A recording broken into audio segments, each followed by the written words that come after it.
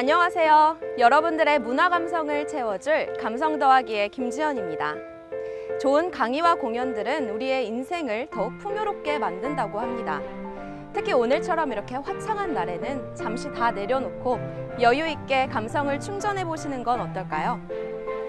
저희 감성 더하기는 다양한 공연과 강의 그리고 각종 행사들을 생생하게 전해드릴 예정인데요.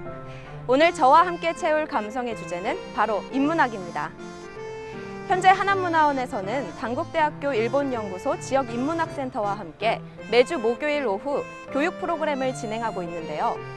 오늘 강의의 주제는 한일 여성들의 과거와 현재 그리고 미래라고 합니다. 그럼 저와 함께 다녀오시죠. 단국대학교 일본연구소 HK+ 향기 지역인문학센터는 하남문화원과 함께 옹기 인문학 교육 프로그램을 진행하고 있습니다.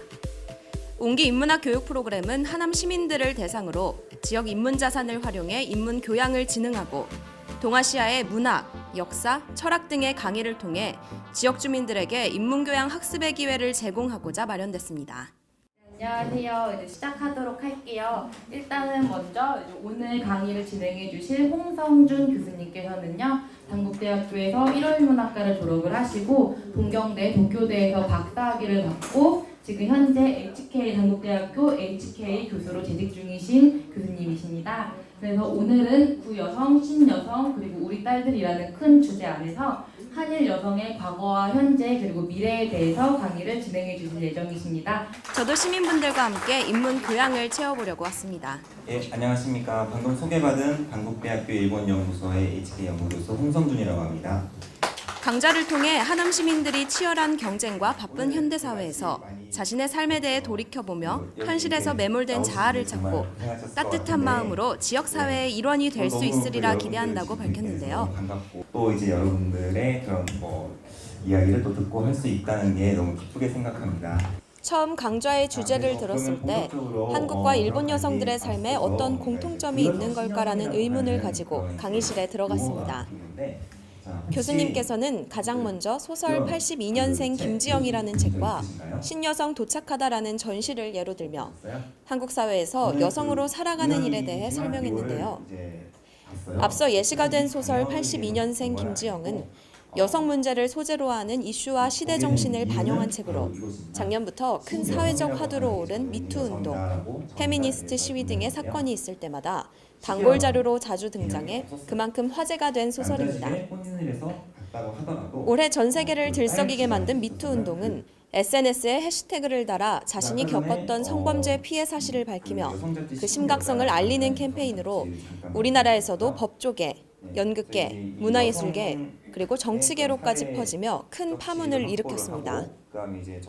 이는 수동적인 삶을 살았던 정근대적인 사고방식에 젖어있는 구여성과 대조되는 신여성의 모습을 보여준다고 설명할 수 있습니다.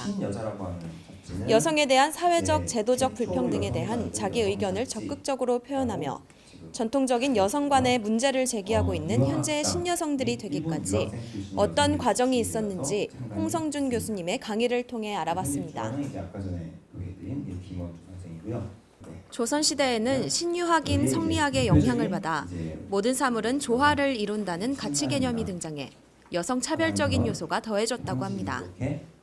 그 대표적인 예로는 족보의 기재 순서를 보면 알 수 있는데요. 출생 순서대로 기재되던 것이 조선 후기로 오면서 아들 먼저 기재하는 방식으로 변화한 것입니다. 조선 전기의 여성은 혼인 후에도 딸이라는 정체성을 가졌고 가족 구성원으로서 인정도 받았다고 하네요. 하지만 임진왜란 이후 종법제라는 제도가 생겨 재산 상속의 방식이 아들 위주로 바뀌었으며 그렇게 전통적인 여성관이 생겨나게 된 겁니다. 여성의 교육은 근대에 와서 그 취지가 생겨나기 시작했습니다. 선교사들이 들어와 설립한 이화학당, 배화학당, 정신여학교 등이 생겨나기 시작하면서 언론기관 또한 여성의 교육에 앞장서게 됐습니다. 먼저 첫 번째 계신 분은 이제 신여성 등장의 직접적인 배경은 이러한 여성교육 운동이라고 할 수 있는데요. 전통적인 여성관의 한계에 부딪히게 되고 여성 사회 진출의 필요성을 자각하게 된 겁니다. 여성들의 신교육 경험은 신지식 습득의 계기가 되어 남녀 평등을 주장하고 또 여성의 사회적 지위와 역할에 눈을 뜨게 됩니다. 그 대표적인 인물로는 최초의 여성 잡지를 창간한 김원주와 최초의 여성 서양 화가였던 나혜석 등이 있는데요. 과연 제가 과거에 있었다면 저런 용기와 주장을 펼칠 수 있었을지 다시 한번 생각해 보게 되네요.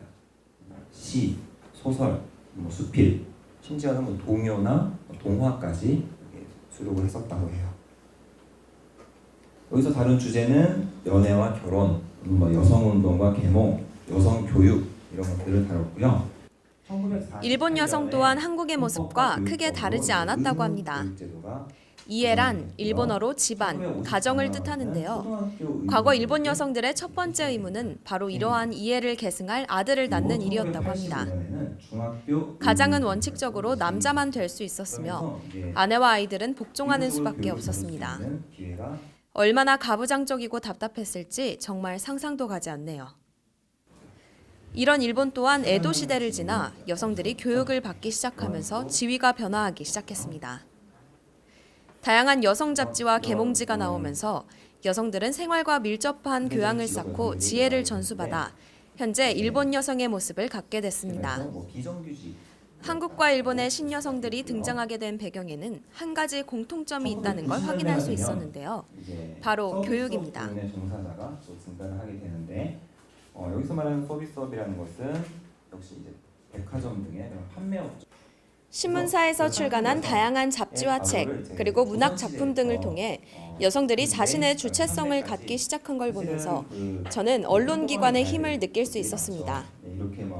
저 또한 정직하고 건강한 가치관을 가지고 시청자분들께 올바른 뉴스를 보도하고 또 프로그램을 전해야겠다는 생각을 마지막으로 저의 문화 감성을 쑥쑥 채울 수 있었던 인문학 강의가 끝났습니다.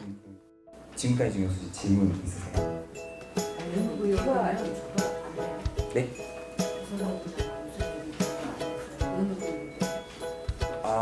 의무교육인데요. 의무교육이라도 냈죠. 예. 그럼 낸 걸로 알고 있습니다.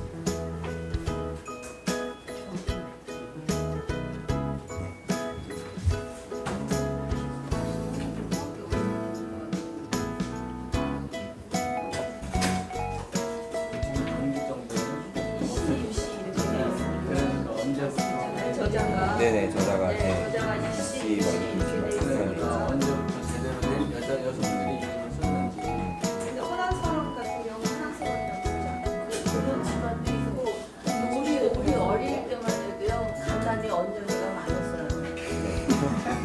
시골에서요. 아니 서울 말고 네.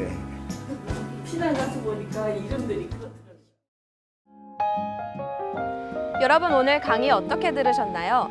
저는 오늘 강의를 들으면서 현재 이 순간 그리고 이 시대에 여성으로 살아갈 수 있다는 점을 참 감사하게 느꼈습니다.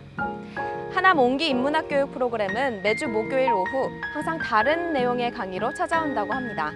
그럼 저는 더 맛있는 감성으로 찾아오겠습니다. 감사합니다.